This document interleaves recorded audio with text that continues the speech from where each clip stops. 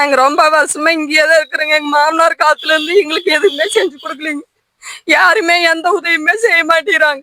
நாங்க குழந்தையில வச்சுட்டு இங்கேயே தான் இருக்கிறோங்க. இத்தனை வருஷமா இருக்கிறோங்க. எங்களுக்கு யாருமே உதவி பண்ண மாட்டேங்கிறாங்க.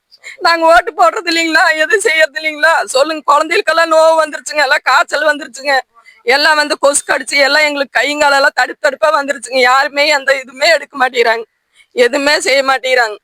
12 வருஷம் கழிச்சு நம்ம கெமராயம்பாளையத்துல பயங்கர சேதத்தை உருவாக்கி இருக்கு.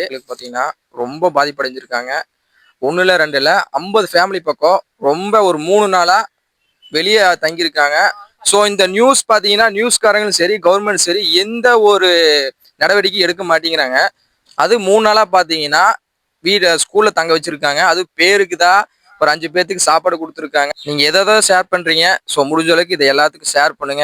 கவர்மெண்ட்டுக்கு போட்டும், சோசியல் மீடியாவுக்கும் போட்டும், மீடியாவுக்கு போட்டு, நியூஸுக்கும் போயிட்டும் எங்களுக்கு நல்ல ஒரு பெஸ்ட்டான ஒரு பெனிஃபிட் கிடைக்கும். இது எல்லாத்துக்கும் ஷேர் பண்ணுங்க. பாத்தீங்கன்னா 4 டேஸா 5 டேஸா சாப்பிடாம இருக்காங்க. இதை யாரும் மிஸ் பண்ணிடாதீங்க. இதை ஸ்கிப் பண்ணாம எல்லாத்துக்கும் ஷேர் பண்ணுங்க.